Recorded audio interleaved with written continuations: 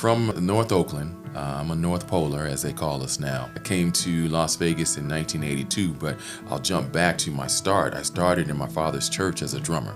You know, as a PK, as a preacher's kid, you know, you had to fill in all the blanks. So we were the ushers, we were the choir directors, we were the deacons, you know, we were the custodians. We did everything that needed to be done because that's what was expected of us. Some of the places I've had an opportunity to perform, like I was with Gladys Knight for 13 years. Yeah. And so we went some places, the White House, during the Obama administration. That was a great experience. We went there and performed for the governors.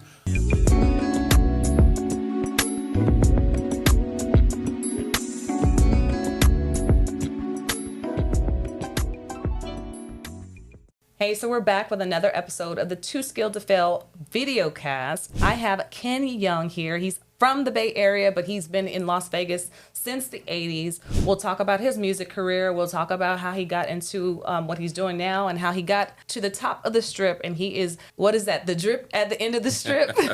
Every single Sunday at Blue Martini and so many other venues that he performs at. We'll talk about your career as a sergeant and all those things like that. But this is because I know so much about you and I'm getting to learn about you, but I want the audience to get to know Ken Young. Glad to be here. Glad to be here. All right. Here you are accepting this task to be on this show again. You don't know what we're going to talk about. I have no idea, but let's go. But what I want to do, we'll start with, I'm from the Bay Area. You're from the Bay Area.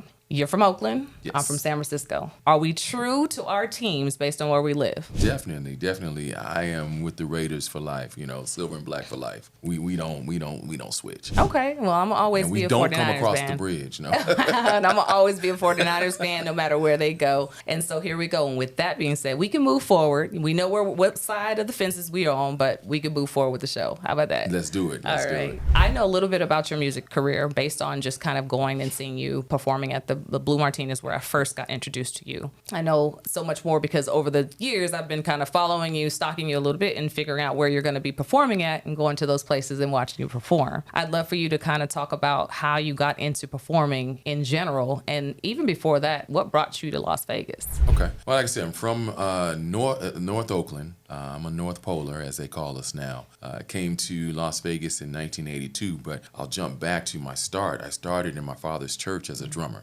You know, as a PK, as a preacher's kid, you know, you had to fill in all the blanks. So we were the ushers, we were the choir directors, we were the deacons, you know, we were the custodians. We did everything that needed to be done because that's what was expected of us. So I started off as a drummer. As a drummer, I was able to move around the city, started getting introduced to different audiences as a quartet drummer, so we traveled at a very young age.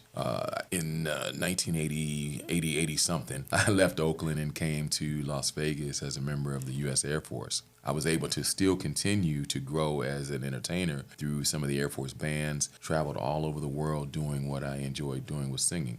Now, I started singing because of two good guys, Derek Hughes, my god brother, and at that time, one of the best guys to ever touch a microphone, recording artist, gospel artist, Daryl Coley, heard me messing around. And we're like, boy, get up off them drums. So they pulled me forward. Now, for me, the drums were like a very safe place because I could hide and just kind of lay back in the cut, you know. And it's like, nah, we want you out front. And that's how I started singing. And then they also told me that, you know, girls like singers. It's true. It is true, by the way. But it's so hard. So you go from drumming. How did you know you could even sing? Like, you just sing and someone's like, oh, that sounds good? Or did you practice that part of it secretly in the room? Or what was that like? Nah, I wanted to be a comedian so I could mimic people. So they caught me in the hallway mimicking somebody and heard me. It was like, hey, that kind of sound good, boy. You got a sound, you know. So that's how they heard that I could sing. And then it just developed from there. Okay. Yeah. Look at you. That is a bit, like, in my mind, of course,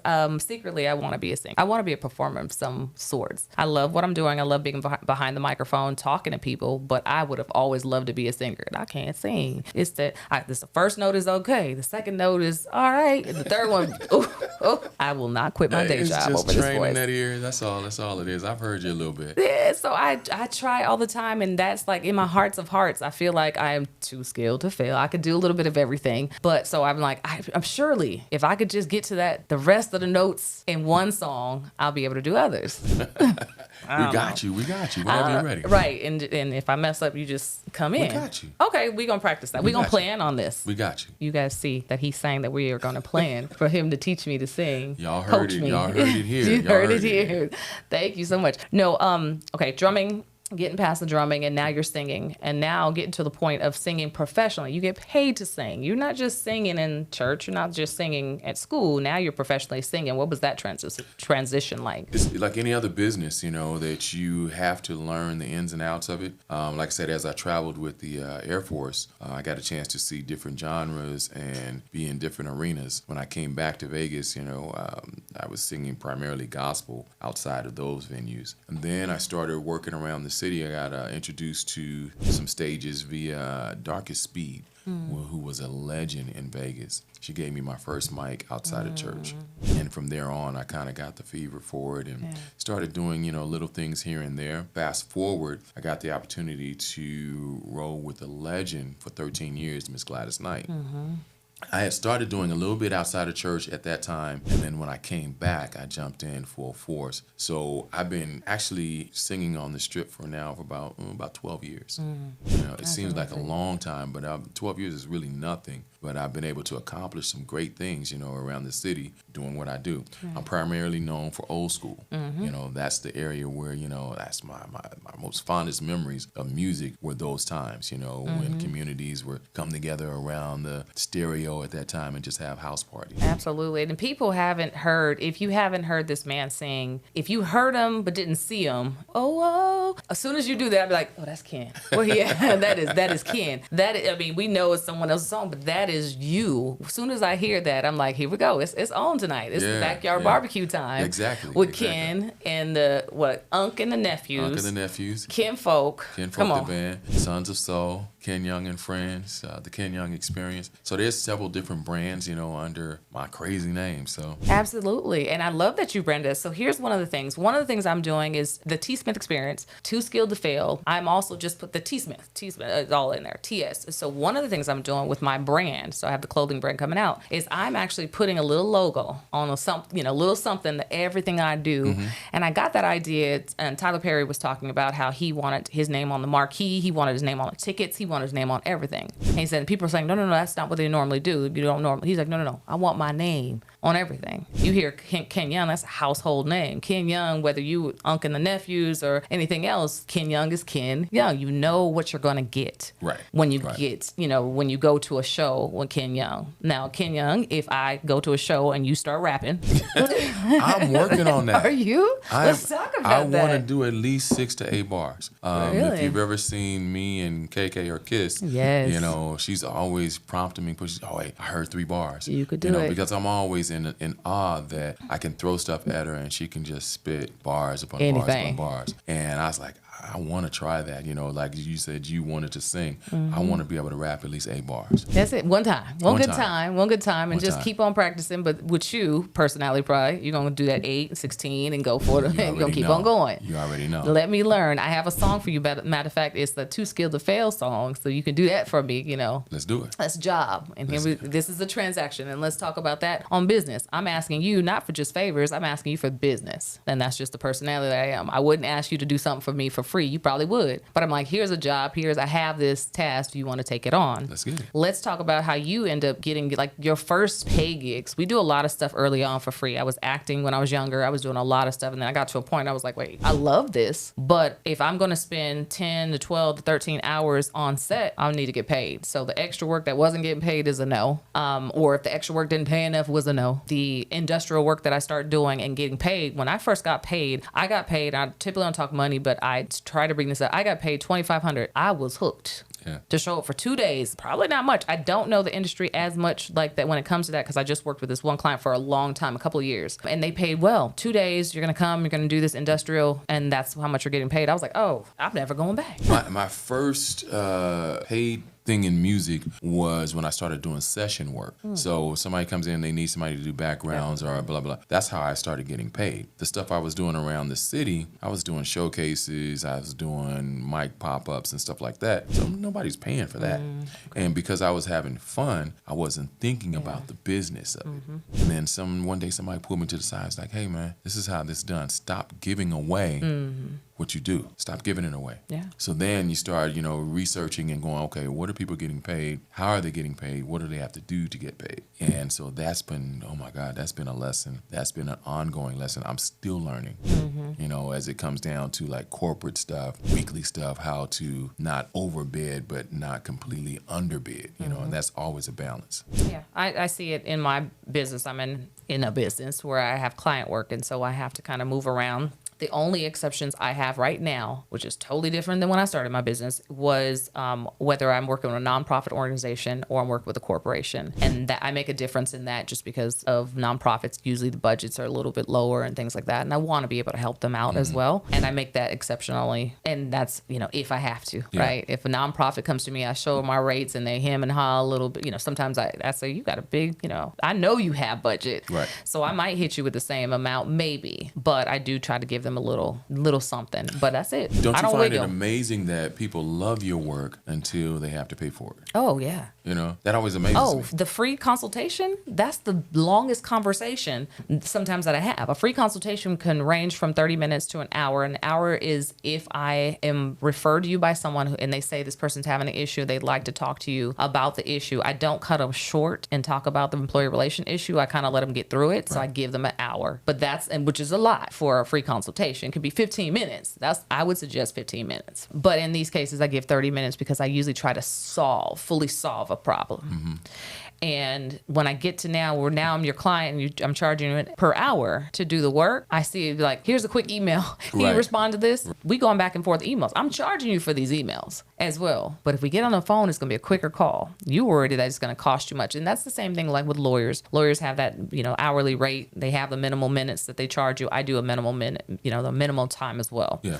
And people I feel like that nervousness that people get. Now there are clients who are they have it and they're like, we like what you do. They have to see the value in the service. Other than that, they're like, okay, just hurry up and let me get out of here. And I found that also when I equate it to, like, say, if you're asking me to come and do a wedding reception, okay, for 90 minutes, for 120 minutes, this is the cost. Yeah. This is what it costs. That's it. If you want me to sing during the ceremony, I'll sing up to 2 songs and 1 rehearsal at this cost. So, that's how I've kind of learned how to package, this is what I do. You have a rate sheet? I do. Okay, because I'm a producer. I'll show you mine. Yeah. I have a rate sheet now that breaks it down for what it is. Yeah. And I don't even have to, the rate sheet is going to speak for itself. And when I wasn't doing that, now I'm talking. You're on the phone with me, you want to negotiate. I said, what I'll do is I'll send you my rate sheet. You look it over and you let me know. Now we're not talking about it. So if you want a handbook done, if you want this done, these are the prices already broke down. You can decide what you want, but you know that. Or if you forget, I'm going to say, the reason why you just got charged that money for the handbook, because I did a handbook. Whether it took me 2 hours, I told you to review your handbook, it's going to cost X amount of dollars. It doesn't matter how long it took me to do it. And for us, what we do on the music side, it's always a negotiation. Well, my budget is this. Okay, well, for that, I can do this. So your budget does not allow for me to bring Ken Folks Band. I can bring you Unc and the Nephews, and we can do this. Maybe not that. So I can bring you these things. I can come and do this. So, it's often in the negotiations, okay, this is what my budget is. And for me to decide, I can or cannot do that. Or if I do, I can bring this package. I've been blessed enough that I can bring different packages. Yeah, absolutely. What's the craziest industry experience you've had to date, if you want to share? Bad or good? Crazy, just crazy. Like, that blew my mind. You've been in the industry for a long time. Some of the places I've had an opportunity to perform, like I was with Gladys Knight for 13 years. Yeah. And so we went some places, the White House, was during the Obama administration. That was a great experience. We went there and performed for the governors. And we were there, and I knew several different governors from different states based on some of my other work. I knew some of the Secret Service people. I knew President Obama based on my other other work in law enforcement, you know, he says, hey, you look familiar. I'm like, yeah, I was your primary officer at city, blah, blah, blah, blah, blah. And he was super cool. You know, we got a chance to talk, and it was just one of those great memories. Performing in South Africa. Oh, wow. Oh, my God. Oh, you know, it was not amazing. South Africa. Go on all day. It was an amazing experience, you know, to go and do that. The Montreux Jazz Festival over in Sweden, just an amazing experience. That's awesome. When you get to those places, what was that like when you finally got there and like, look, Mom, I made it, you know? Yeah, and my mom had a chance to experience those things through videos, through pictures, you know, that I would immediately send home, you know, and just like, I'm really over here doing this, doing what I enjoy doing. Absolutely. Yeah. That is amazing. Are you looking to do more travel? You know, because I've traveled, so I've been traveling since the 70s. So there's only a couple places that I want to go, which would be Germany and Japan. Those are the only two places I really haven't gone that I want to go and perform. I've been throughout the U.S. 9 times, 10 times. Yeah, that's amazing. Yeah, so there's not too many places that I haven't gone that I wanted to go to. That would be awesome. So we're gonna get you booked. You know, we gotta get him booked. Germany, Japan. I will be doing Japan. So and this is my thing. I'll be out there and say, Ken Young, y'all, let me. I don't know what you hand out to somebody on the streets these days. Do people still hand out demos? No, they don't hand out stuff like that. They don't do a demos card anymore. with your you connect to your Instagram or with your IG and all something that like stuff. that. That's great. How has social media been playing into a factor of your career right now? I'm slowly getting up on where I should be on social media because I have so many pages, you know, it's like, that's an actual job. You know, okay, let me load content. And I don't load content as fast as I should because I get a lot of video content. So I'm not as diligent as I should be. But it's a great tool because people from any and everywhere get a chance to see your work. Absolutely. So, you know, I admire it. It's a double-edged sword in a sense for the recording industry because now people are being made through social media. Right. You know, and some of them won't even take a deal because they're making so much money on social media. Yeah, why would you? I? Why would you? Why would you pay somebody else to do what you're? No. Right. Why should I? If I can close a deal without everyone else involved, let me close the deal. I mean, hopefully you have a good lawyer to back you, but other than that, I just want me and my lawyer in this contract or this with this person. Prince, you know, he kind of predicted this years ago when he talked about the internet could be our demise as well as an uplift. So he talked about the double-edged sword. What are your thoughts on it, though? I agree. You know, I think it's kind of killed the record industry. Now, because of the way streaming is, you don't sell records anymore. You don't sell CDs anymore. Right. So the money that people are getting now is pennies. I mean, nothing. And that's like a reoccurring theme here on the show. I interview a lot of the musicians, and that's really the goal is creatives in general. But being here, I've been learned and to meet a lot of musicians, and so I've heard that over and over again about how little you're getting compared to how much you would have gotten if you had done it, if it was the normal way. And so I don't know what the new normal. What does that look like? How can people be paid? What's the best way? And I think it's shows and like you said gigs. You actually have to be live and show up for those things, which is the hard part because now you have to, like for me, I'm trying to figure out ways so I don't have to be on set or at a client site or something like that. So for me, I'm thinking about all the tools, software tools, things like that can help me be away from you got to now dive back into. Yeah, as an entertainer, that's your place. Yeah. That's your home. You love to be on stage. That's where you're most comfortable. And now that's really the only place that entertainers are making money. Right. As you see, a lot of the old schoolers now are coming back on the road. Tours, yeah. Yeah, they're touring now because that's the only way they're going to make any money. 1 million streams now may gain you $4,000. $5,000. It's nothing. Wow. But all these people are watching you and enjoying your entertainment and all those things like that. What happened like with the TV business where they get something for every time they show the movie or the show, right? Not anymore. They don't get that anymore either. So I know there's strikes. One-timer and unless you have a real savvy attorney that bills in residuals for you, it's a one-time hit and you're gone. And it's very disheartening. The music business to me has been always a part of my life. My stepdad actually I was around him all my life. So prior to me being around, he was around. And then my upbringing. So he had a band that he was in, traveling and things like that. And then he was a radio DJ. So I got to hear him play, be on the radio. And he does have a record that I still have to this day. I'm super excited about it. And I got a record player just to play mainly his record. But I know for him, it was all about the love. It was all about everything he was doing. And right now, if anything, he still just has jam sessions you know, with his brothers when they go down and visit and stuff like that, because he loved doing what he was doing. Yeah. It's just that hustle, internet hustle and all that stuff like that. Some people, that takes away from everything you're working on. Yeah. I can only imagine. Yeah, and often people want you, they will exploit you because of your love of the art. One of the things I learned early on in my marriage is that my wife would be like, okay, so remember, you're going out to go do all this free. This is time that we could have done some things. Yeah. So start looking at the balance of it. So, you know. But at that time, honestly, wasn't it like, but, Oh, yeah. but I love it. But this is how you do it. This is the way to get involved. I know that all too well about having to put basically other people to the side because this is gonna work. You know, this is what I love to do, and that's the passion. It's all about balance in the end, though. Yeah, because people will sell you exposure. You know, it's a great exposure. You know, and now I start telling them if I want to expose myself, I go out on Las Vegas Boulevard at noonday and take my clothes off. Fremont Street,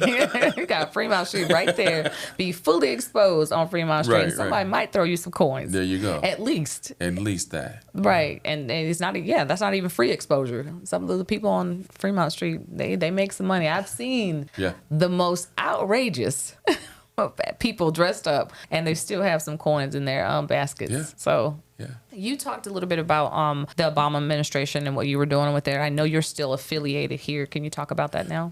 As a part of my law enforcement career, I was a part of the Obama administration doing, I am currently one of the co-chairs for My Brother's Keeper, working with the law enforcement side. So we have been working collectively across the county with the law enforcement community and basically focusing in on kids, you know, especially young men of color. You know, trying to get them on track to do great things in life. Also trying to show another side of law enforcement that we're not all about, you know, some of the suppressive things that you see in mass media. I'm also a part of a new organization called I Rise, and it's really speaking to the social services side of the communities that we're helping families that have needs for kids that are special needs, kids that are dealing with mental issues, families that are dealing with kids that are, for lack of a better term, out of hand, teaching them how to cope with, you know, kids. Yeah, and then you had your own kids that you've brought up and that are very successful and doing well right now. What was that like for them? I mean, I can imagine you didn't have to deal with that as much with your kids. Ken Young kids is not, you know, acting up in the streets. That's what you would think, you know. How was that? They were, you know, preacher's kids, you know, as a preacher's kids, everybody expected that, you know, we were going to do everything right all the time. Heck no, we tried to do everything that everybody else did. My kids have had some experiences, you know, they've tried some things outside of the colored lines. But for the most part, you know, I'm so proud of, you know, all the things that they've accomplished.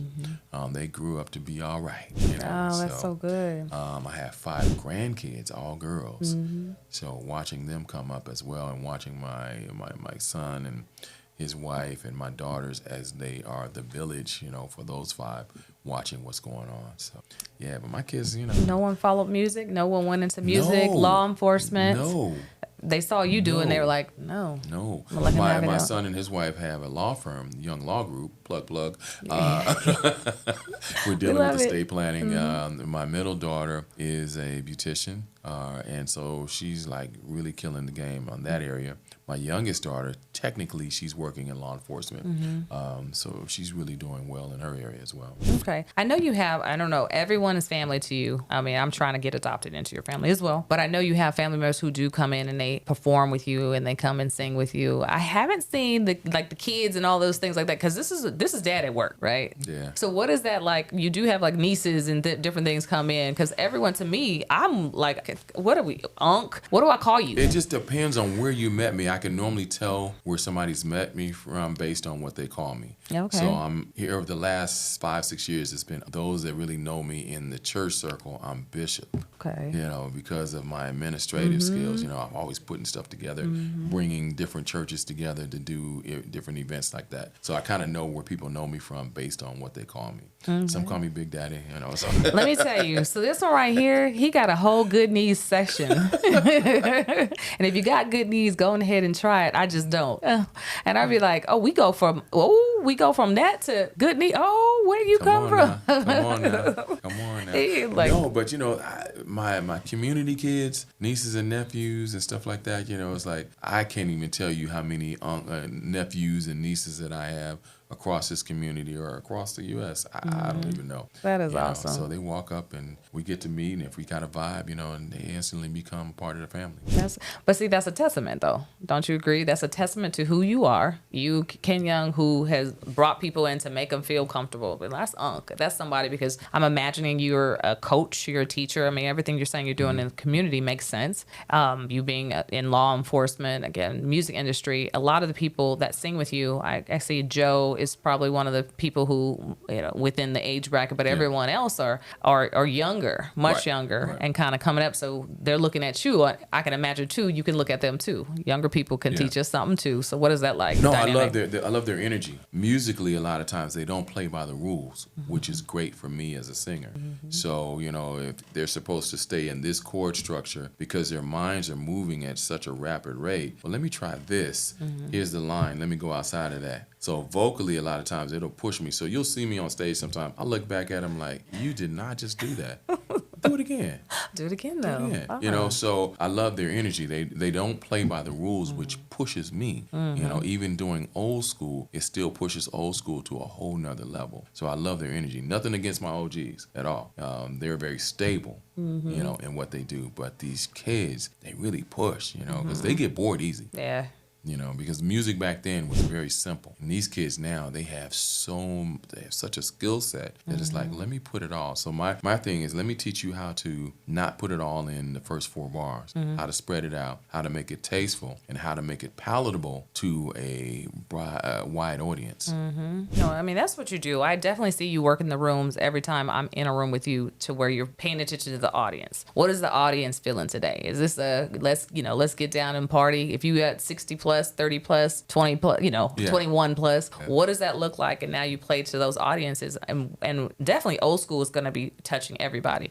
I don't care how old you are. I definitely notice if you're 24 and if you sing something from 50 years ago, we catch on. It's catch on real quick. I mean, I can't say we, because I'm way past 21, but we catch on real quick because it is good music. The music you're doing is good music. Not to say that a lot of the new stuff is not good music in someone else's eyes, but to me, I'm real old school. I am Little Anthony and the Imperials. Oh, wow. I am, He's a great person. My goodness. He's such a great person. Oh my goodness. But that's the stuff my mother would play while she was cleaning up on a Sunday. So when I hear something that's from a long time ago, Donny Hathaway is definitely in rotation at my house. There's so many other people, women singers as well, that I constantly love to hear their music. Well, you got to put Gladys in there. Yes, Gladys. Gladys, all the Patty, yes. Yeah, but I watched them, like I said, 13 years with Gladys. I had an opportunity to watch her work, and I learned a lot from her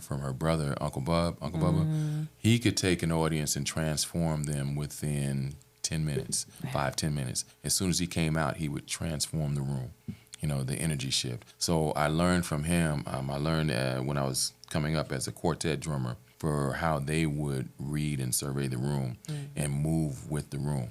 So when you come to my show, like I tell you, there really is no set list. It's crazy to me. Yeah, it's like, okay, these are the first 2 songs. If I haven't figured it out by then, okay, here's the first 3. By the 3rd song, I have a gauge on what the audience is there for, And then sometimes for me, I know that I just really want to just chill. I would love to just sit down and just let me croon a little bit tonight. That's how I'm kind of feeling. So the dilemma is bringing them along on that journey so that they're comfortable and not bored. Yeah. So I always try and make everybody feel a part of this show. Well, I know the secret now, because you say the next song in the other song. Don't tell everybody. Y'all listen. Going forward, I'm telling. But I was like, I hear it now. Oh, I hear it now. I never heard it. And I was like, okay. Yeah. And again, this is just me wanting to be a part of that musicianship, right? I want to be a part of it. And I'm like, I don't understand. How do you know you're going to the next song? And how do they know to bring it down? And I don't necessarily see you, putting your hand to take it down. And I don't see you doing all that stuff. What? They, the musicians around me have been around me long enough now where they know body language. They know my certain cues, word cues, and things like that. And the cool part is that, like, say, Uncle and nephews. I have 10 nephews, that I can rotate in and out. And same thing with kin folks. It's a formula. Once they understand the formula, I can plug and play. And each one is going to bring me something completely different, but it's still the same. You know, so certain things like you list for, like my core guys, you know, there's certain things that we've built, you know, it's like you listen for those things. It's not there, but the other set of guys did something that was pretty cool as well. So, you know, I've been really, really blessed to have such a great cadre of musicians. Yeah. What are some things between your musicianship and your being an officer and a preacher's kid that you have been able to tie from one to the other career? So preacher's kid, now I'm in the quartet, now I'm an officer, now I'm on stages performing. What are some of the skills you've learned along the way that you've been able to keep on implementing? I guess the biggest thing is reading people. In law enforcement, you have to be able to read people, read their energy. And I'm an energy person. So, you know, you had to be able to feel energy, see energy. In the law enforcement side, okay, is this person going to fight? Are they going to run? Are they going to tell me the truth? Or are they not going to? So you have to be able to feel energy. Same thing with music. You can feel a room. You can feel, you know, where people are. Is this a very celebratory crowd? Is this a laid-back crowd that at the end of the night they're going, oh, my God, you know, I really enjoy just listening to you, versus the crowd that I'm going to do the good knees. I'm going to do the bad girl walk, you know. So I'm doing those types of things, you know. So you just, you know, I've learned how to read people. So reading the room, that definitely, for your safety, and then for safety and being an officer, and then pleasure for other people to make sure you are entertaining, because you are definitely an entertainer. I can say that's that. a lost art, you know, and I try and pass that on to some of my younger entertainers that, you know, take them on a journey with you. You know, take them on. And I guess my biggest pet peeve is when they do the start, stop, you know, and let me do some filler ins while they're trying to figure out how to start the next song. You know, I say musically, talk while you're doing the music. That way it doesn't become a distraction. You know, so take them with you. Yeah, it becomes meaningful conversation, not just idle chatter. You know what? I've seen that where I saw a performance. I was over at the Fontainebleau, and this girl, she sing. Oh, her voice is angelic. She's real small. I don't know her. I have to get her name, but her voice is angelic. But every time she's going to the next song, she'd go and talk to the band about what they're going to sing next. And it was distracting, you know, but I got used to it, being there for an hour and a half or so. She'd be like, she had to let everybody know. And then I thought about it. I was like, I don't see that with Ken. I don't see that when I see, you know. So it's something about maybe a new band. I don't know what it is, but everyone talks. She agrees with it. She was so polite about it. And she was like, okay. And then she go on. But with you guys just keep on going. The music keeps going. It flows. And I watch DJs, you know. So I've sat with and I've studied DJs. And it's like, okay, how do they captivate a room?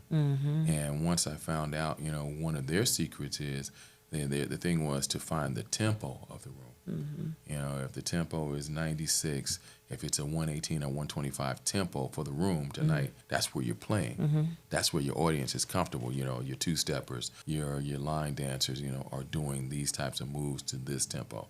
So once you get there, you play in that area. I love this. This is for the audience of the musicians, because he's talking numbers and tempos, and it's way over my head. But this is for y'all. I'm doing this for y'all because I don't understand what he's talking about. But I'm gonna act like I get the whole thing. Yeah, absolutely. You're right. Get them BPMs right. Man. Oh gosh, yeah. Oh, you lost me. It's the same thing as camera equipment. I was trying to learn camera equipment to start doing my own podcast at my home, and I'm telling you, it's a foreign language to learn how to use everything. And to me, I know how to turn it on and off. But if you ask me to bring you this type of input plug for this type of thing, I'm like, what? I don't know what that is. Resolution and this, that. The apertures, the loom, oh gosh. I'm learning. I'm open to learning, because that's one of the things I'm trying to do, make sure I continue to learn. Continuing education is huge for me. Yeah. So when it comes to anything else, I talk about it a lot. My mother has early onset dementia. And so one of the things that we try to do with her at the beginning was to give her things to constantly keep on her brain, kind of going and things like that. And so I've just kept doing that. Not to say it cannot happen to any one of us at any time, but I'm constantly doing things to keep learning and reinventing myself. Yeah. And with that in mind. Yeah, we dealt with that, with my mom before her passing. She was dealing with dementia. And it was a learning curve for everybody, for us, not to get frustrated when she asked you, 5,000 different times, the same thing. And then trying to not make her feel uncomfortable. Right. And I think I saw this post that says, imagine that you're frustrated with a person because they're elderly and they can't do what they used to do. But imagine their frustration because they can't do what they used to do. Right. And I was like, ooh. For a second, right. I witnessed that. Taking out your personal emotions with it. Because for me, it was more so of me like, Mom, surely you remember you just said that. Or surely you remember me. Surely. I was like, no, I don't care if I'm, at the time when she got diagnosed, I was in my early 30s. And I was like, no, she's never going to forget me. And when she would do stuff, I'm like, Mom, we going to knock you out of this. That doctor lying. He don't know what you're talking about. Right. And the R word is like the biggest no-no, remember. Mom, don't you remember? And my mom once told me, she says, if I remembered, I wouldn't have asked. Well, I'm glad she remembered to say that. You're like, there go my mama. Right. You still in there. You still in there, though. Yeah. Because she checked you on that. Right. Where my mother just constantly, it just was, she'd say it again, repeat it again. Well, I'm just saying, I need to find me a job. I need to get out this house. Like, it was just over and over again. I know, Mom, like, here, what do you want to do? I don't know, but I need to find a job. I need to get out this house. Yeah. My mom would ask me about particular shows, have I asked you that already? And it's okay, So you learn to be okay with the repetitive conversation. Right. It's just, okay, well, I still got you.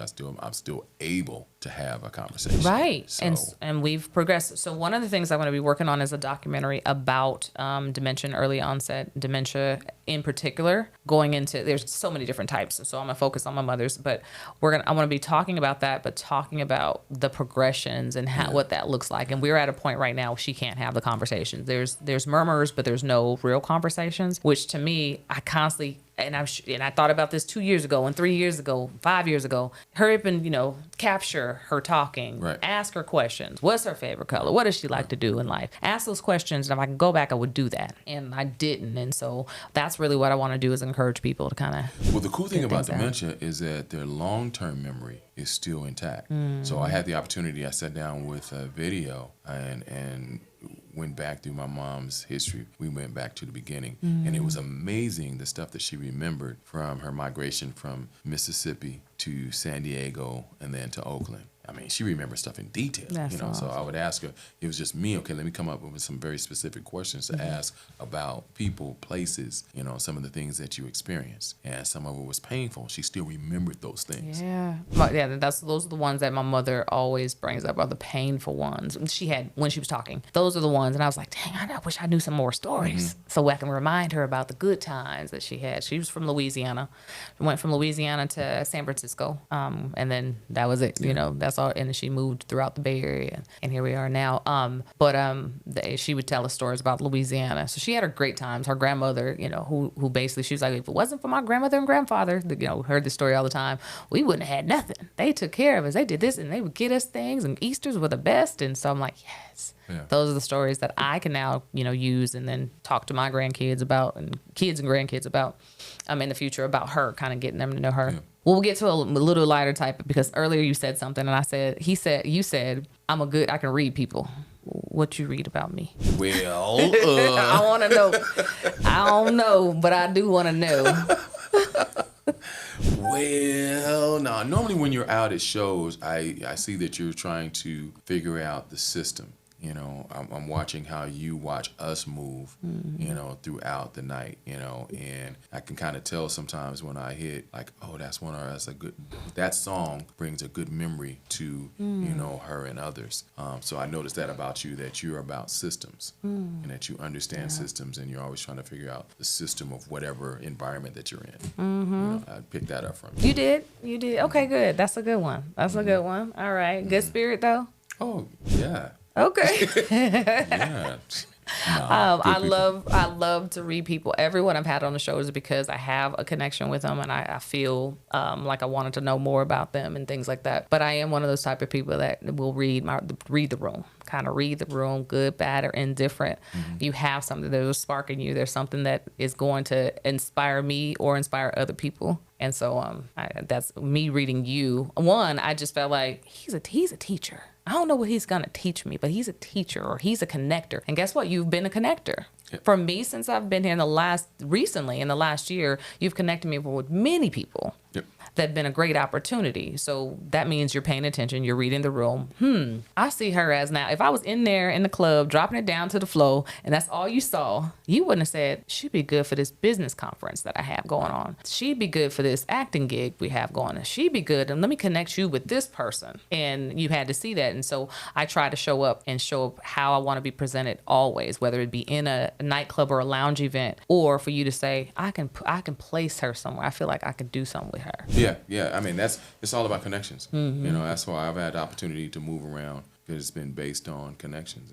People saw something in me that would fit this situation. Hey, let me bring you in on this, or what do you think about that? For me, as I've said in the past, I enjoy the aha moments. That when a person goes, oh yeah, I get it. Yeah. When you're trying to teach something and they have that aha moment, like, now I understand. So that's what, for me, life is about, the aha moment. That's awesome. When you get those and be like, dang, yeah, that's dope. I get them all the time. Yeah. Well, we talked about a lot today. I love that we went from your career to music, my careers, to what you're doing in the community, all the way down to kind of touching on dimension, things like that. Our topic for this show is the too skilled to fail. What does that mean to you, and how could you, manifest it growing? Where do you see too skilled to fail growing? Because I'd love to see this be a statement that people embody, not just me.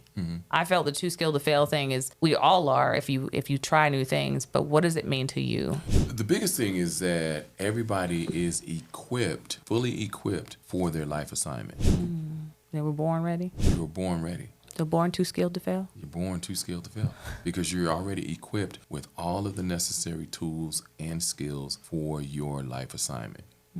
It's already there. Yeah. And now it's just about developing the tools that you have. For me, I was going to be, part of entertainment. I didn't know, as a drummer, as a horn player, that I was also going to sing and probably never go back to the drums. But it was already there. It was just about developing the skill. The skill was there. I was already equipped. You as an HR person, it was already put in you that you can come in and look at somebody's mess and make it into, something great based on what you saw. You were already equipped. Yeah. I've also, it's a belief though, and that's what I had to believe it. Stuff got hard within the last 6 months for me, really hard, and changes within clients and just life. And I always say life was life. Yeah. And I'm stressing, and I stopped. I'm in the bathroom. I'm looking at my stairs. I was like, girl, looking in the mirror. I said, girl, you are too skilled to fail. If you don't believe it, stop doing what you're doing right now. Stop doing it right now. If this doesn't, and I keep saying it doesn't work, you got to figure out what else you can do. And I keep on bringing myself back to that, whatever it is. And I'm not saying it has to be always work thing. It'd be in, having a tough conversation with one of my kids, right? How can I remind them that they have everything within them to be able to be successful? Because as you know, when you were a kid, if you think back as being a kid, life was over when you lost a girlfriend, when your bike got stolen, something happened. Life was over. Right. And one of my topics I'm going to have coming on the show is my youngest daughter. Her and I wanted to talk about a serious issue that she had. She went through a part of her life, and we want to bring these up and how she overcame these things. And I'll be sharing it soon. And I asked her today. I said, "You sure you want to have this topic and do it on camera?" She's like, "I can do it." And I was like, "Okay." Yeah. Because this is going to help you. This is going to help so many people. But sometimes it was tough for me to have the conversations with her. Right. And then now that I use the too skilled to fail, I'm like, okay, let me think of things that they have that are skills and abilities that I see that I can just remind them of. Yeah. And that's been helpful in the last year. Yeah, sometimes it's really difficult to have those conversations with your kids. It's like sometimes, okay, I got to ask the questions, and I don't really want the answers. Because it's like, okay, 'cause then you're looking at, okay, as a parent, dang, how did I miss that? How did I fail? But it's their life journey that they have to go on. Basically, we got them in place. We gave them, the sound advice. It was up to them to apply it. Absolutely. And we're learning again. She's the last of 5, and so I'm like, yes, I know it's not over. Parenting is never going to be over. Never. I was going to hope you told me your kids might be a little bit older than mine. Never. But it's a never-ending journey that I'm happy to be a part of, be as a parent and be able to still be in their lives and be able to kind of direct them. They come to me for advice. And sometimes I say, do you want me to keep my HR hat on? You want me to mom? You want me to balance the both? And my kids, I said that a lot for a while, and now my kids come, okay, I have an HR question for you. Here's what happened, is happening at work. And they'll tell me what's really happening, and I'll tell them if they really messed up. I was like, oh, that one's on you. Yeah. You got to fix this one on your own. You got to back yourself out of that. So. Yeah. And I had to learn that balance, from when I doing my 32 years of law enforcement, that I couldn't always be the officer, when talking to my kids about some of the stuff that they were doing, So that was a hard balance for me because a lot of times I would tend to be the officer versus dad. Yeah, what's that line look like? Because as an officer, the things that you have to uphold on the streets, I mean, not all necessarily those laws go out the door if you want to pull out a belt and whoop them kids when they. But there are things in the streets that that are helpful, right? Because about the street, you see so much stuff that your kids probably would never see. Well, they were a part of different communities. We allowed them, in a sense, to find out who they were. And sometimes that was to their detriment on some of the experiences that they had, and as a father, and as a family, we were there to pick up the pieces. Yeah, absolutely. So, yeah, that was kind of tough as a parent sometimes to watch that.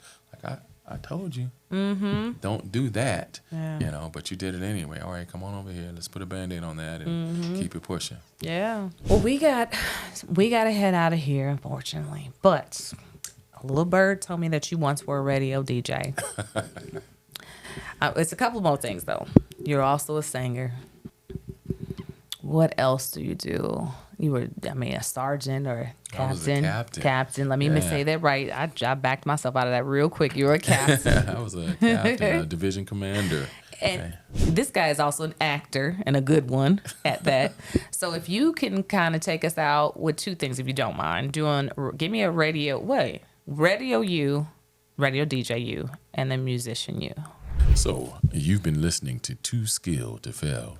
You have just experienced the T. Smith experience. Too skilled to fail. Yeah. Look, I got my own spot now. That was my free plug, and I'm going to keep that, and I'm going to record that now. Thank you so much, Ken. Thank you for having me. Everything that you have put in position for me, I appreciate everything. Like, I just be thankful. I moved here by myself 3 years ago without any real friends. I had a few family members that were on my stepdad's side of the family that I'm recently just starting to connect with more. But coming out here, my family and friends have been all of you in the music industry. And I basically gravitated with what I knew. I could have went to the HR community. That's boring. But it's all outdoors. I needed to get myself out of the house. So I'm so happy when I come out to see you all to perform. I'm supporting, but I'm also getting my fulfillment of just, people that I know and community. Yeah, no, we appreciate you. You're a part of our village, so we appreciate the support. We appreciate you consistently showing up for us. And then this platform here, takes us to a whole nother level. So we're excited for you and watching what you're going to do. All right. We'll keep it going. All right. Thank you so much. Again, this is Ken Young here with me today. We had so many topics that we talked about. I hope you got multiple nuggets from what we talked about. And tune in for the next few episodes to come. This one will be, I'm sure I'll have him back as well. We have so much in store for you. Thank you.